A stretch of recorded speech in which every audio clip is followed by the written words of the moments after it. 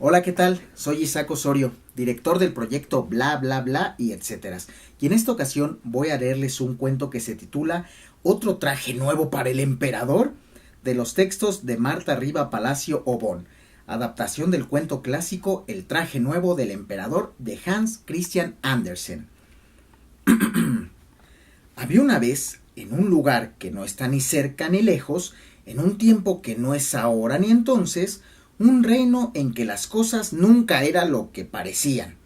Y en ese reino había un emperador que una mañana entró a su guardarropa donde tenía muchos trajes bonitos, pero no le parecieron lo suficientemente elegantes para la importancia del evento. Preocupado, mandó llamar a todos sus ministros y los reprendió por no haberle avisado que no contaba con un atuendo digno para el desfile de verano. ¿Acaso esperaban que diera la bienvenida al estío en harapos? Cabe aclarar que en ese reino esta clase de desplantes imperiales eran el pan de todos los días. En comparación con su bisabuelo, quien desterró a una de sus hijas cuando ésta se le atrevió a decirle durante el desayuno que lo quería tanto como a la sal. El actual emperador era bastante cuerdo. Después de argumentar durante horas y horas, los ministros decidieron que la única solución era conseguir un traje nuevo al soberano. Por supuesto que desde el comienzo todos sabían que esa era la solución obvia, pero las reglas de conducta de la corte eran tan rígidas que se consideraba una falta de educación decir en voz alta lo que realmente se pensaba sobre lo que fuera.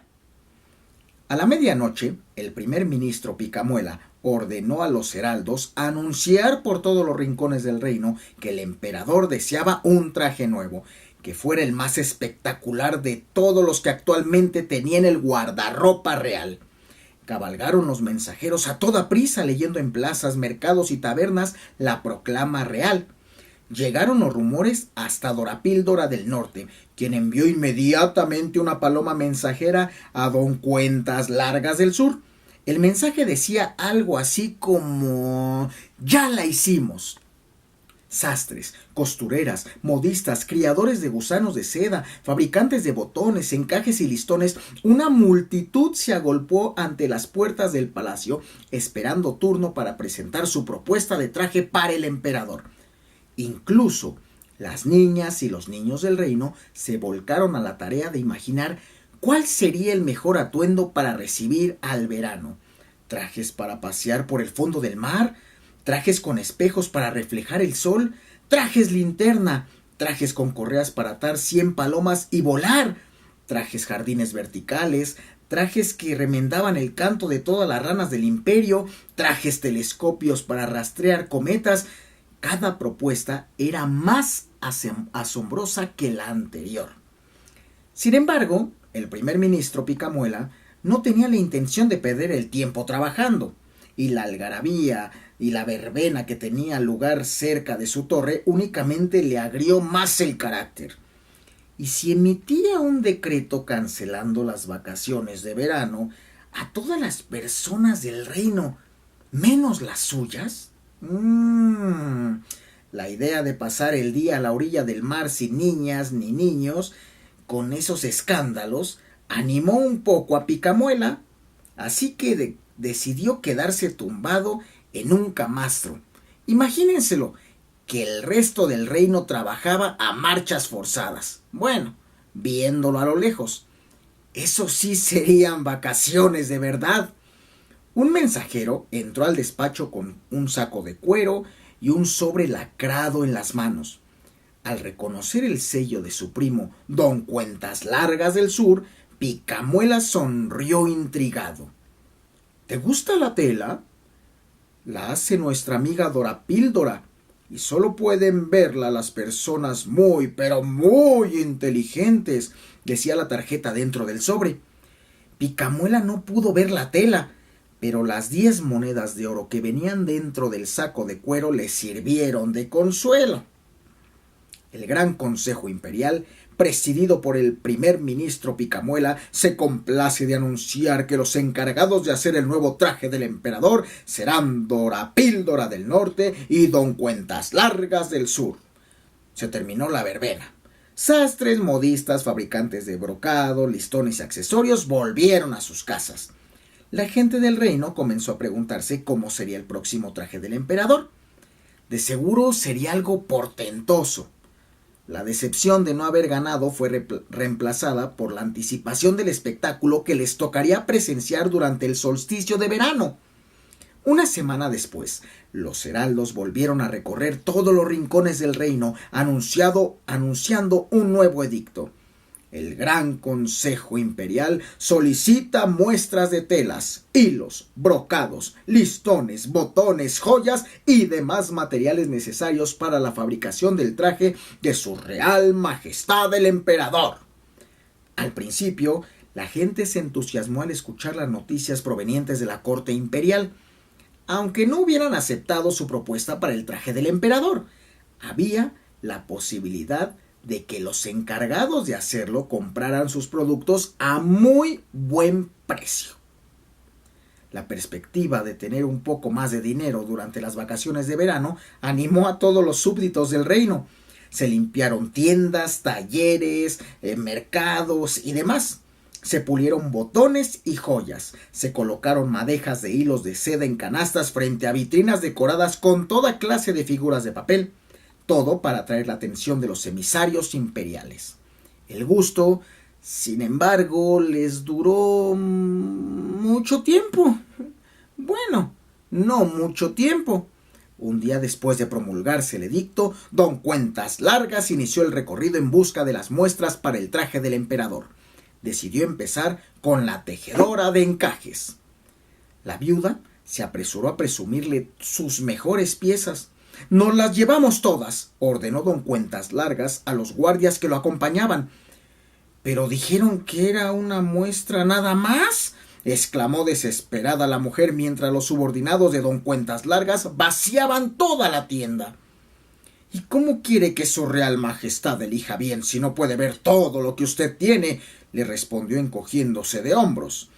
Después de vaciar el taller, la tejedora de encajes, pasaron con el fabricante de hilos de seda y con el joyero. Las niñas y los niños del pueblo corrieron al resto de las tiendas y talleres lanzando la alarma. La gente en pánico intentó esconder sus mercancías, pero fue en vano. Don Cuentas Largas buscó y rebuscó hasta en el último escondrijo y no dejó ni un solo alfiler. Por supuesto, hubo algunas personas, como el fabricante de botones, que intentaron impedir al emisario imperial entrar a sus negocios, pero no sirvió de nada. Lo único que consiguieron fue pasar 2 noches en la mazmorra real, con todo y gastos pagados. Llovieron cartas de protesta y una multitud se agolpó a las puertas de la torre desde que Picamuela se ocupaba de los asuntos del reino. Las cartas sin abrir sirvieron para mantener encendidas las chimeneas del palacio durante una semana, y la multitud se dispersó cuando el primer ministro ordenó a los guardias de la corte que lanzaran cohetes y fuegos artificiales para asustarlos.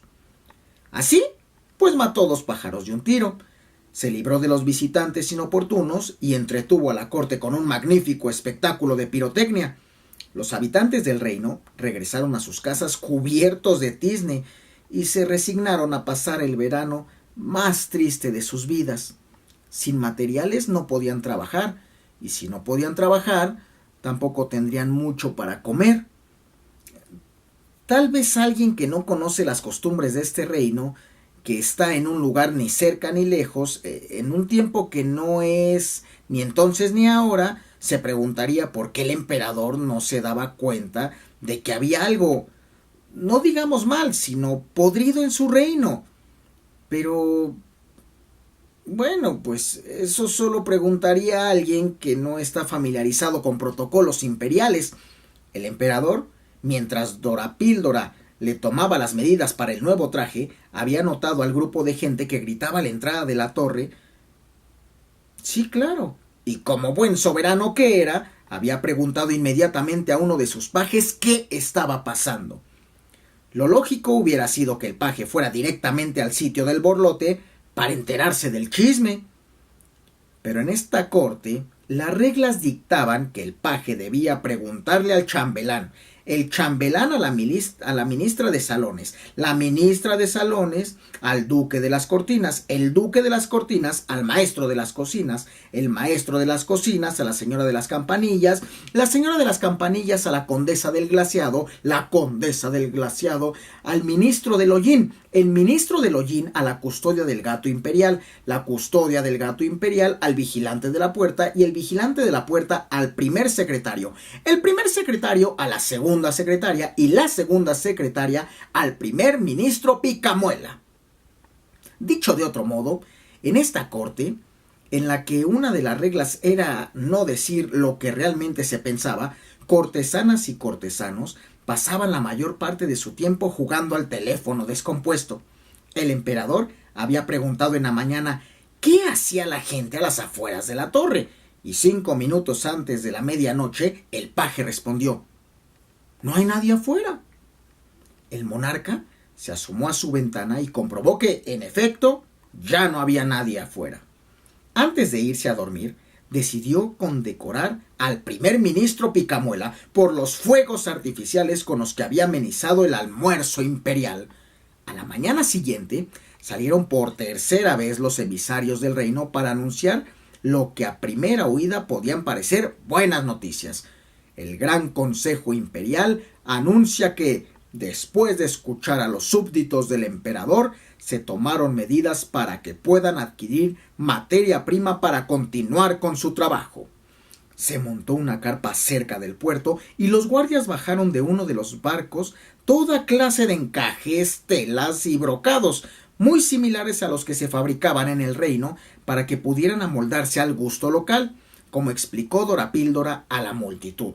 «Si no pueden pagar ahora, les daremos crédito», agregó la mujer sonriendo benévola. Madejeros, tejedoras, modistas, sastres, con tal de tener con qué trabajar, compraron la mercancía sin importar que costara el doble de lo normal. Esto, cabe aclarar, era un sinsentido, aún para este reino con costumbres y usos tan diferentes a los nuestros. Las niñas y los niños del imperio, acostumbrados a escabullirse por los rincones en busca de los mejores lugares para jugar, al ver invadido su espacio con esa carpa tan estorbosa, empezaron a sospechar que allí había gato encerrado. Se reunieron en el escondite que habían construido el verano pasado en la playa, y después de someterlo a votación, decidieron tomar cartas en el asunto. No iban a dejar que nadie les amargara las vacaciones, comandados por Cordelina, la hija de uno de los madejeros, y Ovillo, el nieto de la vendedora de encajes. Se escurrieron por los patios traseros, árboles, cocinas, plazas y lavaderos, dispuestos a descubrir qué estaba sucediendo realmente con el nuevo traje del emperador. El emperador tampoco tenía claro qué estaba pasando con su traje. Por más que lo intentaba y dejaba volar su imaginación, no podía ver lo que Dora Píldora extendía frente a él. Si hubiera sido posible expresar lo que pensaba en realidad, hubiera dicho que la mujer no tenía nada en las manos. Recordó que debía guardar las formas, por lo que prefirió guardar silencio. ¿Le gusta la tela, Su Excelencia? Le aseguro que únicamente las mentes brillantes del reino pueden captar todos sus matices, insistió Dora Píldora, al ver que el emperador guardaba silencio. «Es exquisita, mi señor», exclamó Picamuela con toda la emoción que le producía el tener 10 monedas de oro en su bolsillo. Siguiendo el ejemplo del primer ministro y para demostrarle al soberano que eran igual o más brillantes que el resto, el chambelán, la ministra de los salones, el duque de las cortinas, el maestro de las cocinas, la señora de las campanillas, la condesa del glaciado, el ministro del hollín, la custodia del gato imperial, el vigilante de la puerta, el primer secretario, la segunda secretaria y hasta el paje, comenzaron a proferir una sarta de alabanzas, gorgojeos y grititos de emoción que únicamente dejaron más perplejo al emperador. El que no pudieran ver nada no mermó en lo más mínimo su entusiasmo. El emperador, decidiendo que no podía quedar como un tonto, se unió a la algarabía, y para dejar en claro que podía ver la tela mejor que cualquiera, nombró a Dorapíldora proveedora de telas vitalicia de la casa imperial. Esa noche, escondido en el barco, don Cuentas Largas contó feliz las ganancias obtenidas con la reventa del material requisado. Sí, ese verano pintaba para ser el mejor de su vida. Le incomodaba tener que compartir sus ganancias con sus secuaces, pero ya más adelante vería cómo solucionar eso.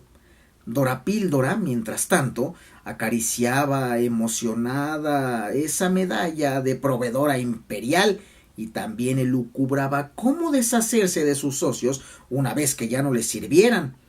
Picamuela, por otro lado, se había quedado dormido, mientras imaginaba que lanzaba a sus aliados por la borda del barco y ahora roncaba pierna suelta. Fueron las únicas 3 personas que pudieron dormir bien esa noche en el reino. El emperador, al igual que sus súbditos, también estaba muy a gusto con el rumbo que habían tomado las cosas. ¿Quién podría culparlo? Le perturbaba no poder ver algo que aparentemente tenía a todos sus cortesanos maravillados. Intentando resolver el enigma, pidió a las bibliotecas del reino le enviaran los tratados más complejos que tuvieran a la mano. Día y noche leyó y leyó.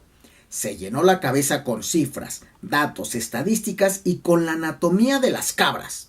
Aprendió de telas mágicas, hechizos y otros portentos de la naturaleza. Estudió y estudió. Pero con todo esto, cuando llegó el momento de hacer la prueba final de su nuevo traje, lo único que pudo ver en el espejo fue a sí mismo en calzones. ¿Le gusta, mi señor?, preguntó aduladora Dorapíldora mientras cosía con una aguja invisible lo que parecía ser el dobladillo. No estará muy corto, murmuró el soberano, por decir algo. Al contrario, es igualito al que utilizó el rey de Pelafustán durante su brillante discurso sobre las mareas de Neptuno. Pero ¿están seguros de que la gente podrá apreciarlo? Excelencia, los súbditos del emperador solo pueden ser comprensivos como él, intervino don Cuentas Largas, inclinándose ante el soberano. El peso del oro en los bolsillos de su chaqueta hizo que casi tocara el piso con la nariz. El Gran Consejo Imperial, presidido por el primer ministro Picamuela, se complace en invitar a todas las personas del reino al desfile de verano, donde su real majestad el emperador lucirá su nuevo traje. Solo la gente lista puede verlo. Llegó el solsticio de verano y la gente se agolpó en las calles para presenciar el desfile. Cordelina, Ovillo y el resto de las niñas y niños del reino se colocaron entre la muchedumbre para quedar en primera fila. Habían visto y escuchado cosas, muchas cosas de las que los mayores imaginaban. Sonó una fanfarria y se abrieron las puertas del castillo. Heraldos, juglares y bufones desfilaron por las calles seguidos por la orquesta imperial. Después vinieron las cortesanas y los cortesanos con sus mejores galas. La gente aplaudió entusiasmada. Había llegado el momento que tanto habían esperado. Tras todo lo que habían pasado, la recompensa tenía que ser muy buena. Sonó la marcha real. Llovieron pétalos de rosas. Con su cetro y corona, el emperador avanzó por la avenida presumiendo su nuevo traje. Se hizo un silencio. Las personas se vieron desconcertadas, pero no queriendo que sus vecinos creyeran que eran poco inteligentes, aplaudieron como si estuvieran presenciando un espectáculo inigualable. Y sí, era todo un espectáculo. El emperador literalmente solo traía puestos sus calzones, el cetro y la corona. Cordelina, trepada en un árbol, lanzó un silbido. ¡El emperador está desnudo! ¡El emperador está desnudo! Canturrearon riendo todas las niñas y todos los niños del reino. Sus papás al principio intentaron callarlos, pero cayendo en cuentas de que tenían razón, se unieron al coro de rechiflas y risas. Cundió el pánico, hubo desbandada de músicos y juglares, cortesanos, duquesas y ministras con o sin campanilla intentaron cubrir con sus ropas al soberano, pero eso solo provocó más carcajadas. Avergonzado, el emperador intentó regresar al palacio, pero sus súbditos le cortaron el paso y le pidieron que pagara por las muestras que había tomado, por no decir robado. Solo en ese momento el soberano cayó en cuenta de que no había visto a Picamuela, a Dorapíldora y don Cuentas Largas desde el desayuno. Los ladrones están en el muelle, gritó Ovillo. El barco soltó amarras y se alejó del puerto. Don Cuentas Largas observó cómo se alejaban y decidió que era momento de deshacerse de sus socios. Tal vez podría sobornar a la tripulación y convencerlos de que abandonaran a Picamuela y Dorapíldora en una isla desierta o entregarlos a los guardias del emperador, mientras él tramaba y destramaba un plan truculento tras otro. El ex primer ministro Picamuela tomaba vuelo a sus espaldas para tirarlo por la borda. Dorapíldora, que era la de la idea de nunca desaprovechar una buena oportunidad, tenía lista ya una cuerda con la que amarraría a Picamuela una vez que tirara por la borda a Cuentas Largas. Chilló una gaviota y Cuentas Largas se dio la vuelta justo cuando Picamuela le venía encima. Picamuela se paró en seco y Dorapíldora, que lo seguía muy de cerca, se estampó con su espalda. En menos de 3 segundos, los 3 pillos comprendieron qué era lo que estaba pasando y empezaron a pelear. Jalones de pelucas, de sacos, arañazos y golpes bajos. La tripulación del barco detuvo lo que estaba haciendo y contempló entretenida el espectáculo. Corrieron las apuestas. La mayoría se inclinó a favor de Dorapíldora, que parecía invencible con su cuerda. El vigía, por estar echando porras a Picamuela desde la cima del mástil, no vio que el buque imperial les estaba dando alcance. Para cuando se dio cuenta de lo que estaba pasando, pues ya era demasiado tarde, de rodillas ante el emperador, el ex primer ministro Picamuela, Dorapíldora y don Cuentas Largas imploraron al soberano que los perdonara, pero no consiguieron el indulto imperial, al menos no en ese momento. Además de reconocer sus errores públicamente, era necesario que los 3 pillos repusieran todo lo que se habían llevado para saldar así las cuentas con toda la gente a la que habían estafado y a la cual, dicho sea de paso, habían hecho pasar un muy mal rato. El emperador exigió a todos sus colaboradores una conducta honesta y advirtió que si volvía a repetirse ese abuso, serían despedidos. También reconoció que las reglas de la corte eran parte del problema y decretó que a partir de ese entonces los funcionarios tendrían que informarle con total transparencia todas las cosas a todas las personas fueran y se lo comunicaran en las audiencias. De ahora en adelante escucharía a sus súbditos para evitar engaños y malos entendidos y sobre todo salió públicamente a invitar a los ciudadanos y a interesarse por lo que sucedía en el reino, a opinar, dar ideas, vigilar y participar en los asuntos relacionados con el bienestar de su comunidad, y a nunca quedarse callados ante las injusticias o malas acciones. La gente de la corte también se sintió aliviada de no tener que pasar todo el día jugando teléfono descompuesto. La primera audiencia fue con Cordelina, Ovillo y el resto de las niñas y los niños, que surgieron, pues sí, como una sugerencia salida de sus bocas, algunas formas en las que los 3 pillos podrían empezar a compensar a quienes habían dañado. Ese festival de verano fue uno de los mejores en la historia del reino, pero también lo fue el de otoño, el de invierno y el de primavera del año siguiente. Se encomendó a los pillos que construyeran un parque para que las niñas y los niños pudieran jugar y divertirse todo el año. En ese parque se puso también una sastrería, y en esa sastrería Picamuela, Dorapíldora y Cuentas Largas ayudaron a crear todos esos trajes fantásticos que la gente del reino había imaginado para el emperador. Corrieron los rumores de lo que estaba sucediendo, y personas de otros reinos visitaron por montones el parque con su sastrería fantástica. Las artesanas, Sastres, madejeros, tejedoras de encaje y modistas del pueblo cobraron fama en tierras lejanas y dicen que, si se sabe buscar, aún ahora es posible encontrar sus trajes en algún museo. Y colorín colorado, esta historia se ha acabado. Hasta la próxima.